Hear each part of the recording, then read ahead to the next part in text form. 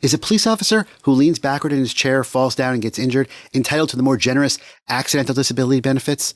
To find out, you have to read Matter of Bodenmiller versus DiNapoli, but it's 6 pages. Don't have time for that? I've got you covered. This is TLDR, Too Long Didn't Read, where I cover New York Court of Appeals cases, and I try to do it in 5 minutes or less. This is the episode on the case of Matter of Bodenmiller versus DiNapoli. The citation for this case is 2024 New York Slip Opinion 06234, published by the New York Court of Appeals on December 12th of 2024. The issue in this case is whether a fall hazard that is observable but not fully appreciated by the individual who then falls, is that considered an accident, even though he knew about the hazard, just didn't appreciate how dangerous it was? To understand and appreciate the context of this case, the background that's helpful to know is that under Retirement and Social Security Law 363, that describes that accidental disability retirement benefits are available to police officers and firefighters who become physically or mentally incapacitated from performance of duty as a result of an accident. That's the term they use, an accident. Not caused by the actor's own willful negligence. And case law has basically developed to show that to indicate that an accident is something that is sudden, fortuitous, mischance, unexpected, out of the ordinary, and injurious upon impact.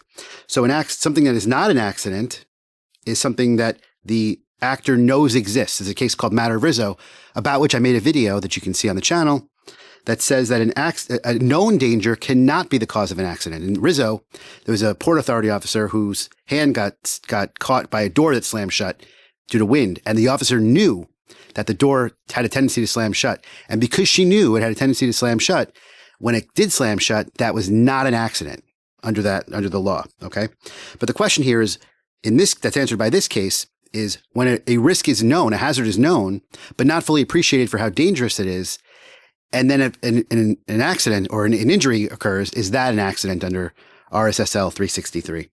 The other thing you have to know is that an agency's determination, a municipal agency like the retirement system's determinations as to whether something is an accidental disability benefit or just a regular, ordinary disability benefit, that can be challenged under an Article 78 proceeding. An Article 78 proceeding is a special proceeding, and the person has to either show that the decision was arbitrary and capricious or not supported by substantial evidence. Those are the standards. Okay.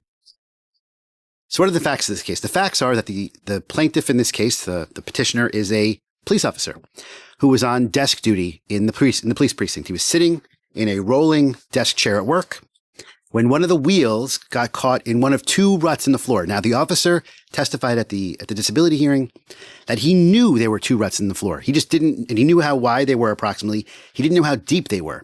So he was aware that there were ruts, but he was not aware of how deep the ruts were. As the chair tipped backwards, he grabbed the desk, he strained his neck and his shoulder. In the process, he applied for accidental disability retirement benefits. When he applied, after he made the application and did the hearing, the controller, who considers that application, denied the application, said not an accident. They said the controller concluded the petitioner could have reasonably anticipated the hazard of the chair falling because of the ruts, and therefore it was not an accident.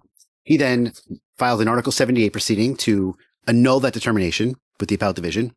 The appellate division affirmed what the controller had said. They said there is substantial evidence. That's the standard.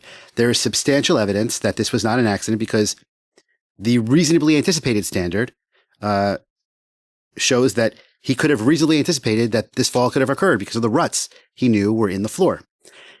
The petitioner then appeals to the Court of Appeals and says, wait a second. His argument is, I knew there were ruts. That's not the question. I didn't know that the ruts were dangerous in the way that they were. Just because I knew that there were 2 ruts in the floor doesn't mean I knew how dangerous it was. I failed to appreciate the significance of the hazard, and therefore it was an accident to me. And the Court of Appeals, in their decision here, they're holding, which is all the judges concur in this unanimously, that they hold that a precipitating event that could, this is the language, this is important language here. We hold that a precipitating event that could or should have reasonably been anticipated by a person in the claimant's circumstances is not an accident for the purposes of ADR benefits.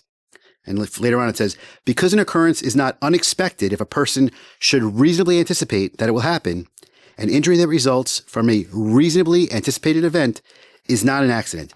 Here, they say, because the ruts were readily observable, the hazard was readily observable, It was not a hidden danger. It was a danger, in fact, that he knew about. He just didn't know the extent of how dangerous it was. Therefore, it is not an accident under accidental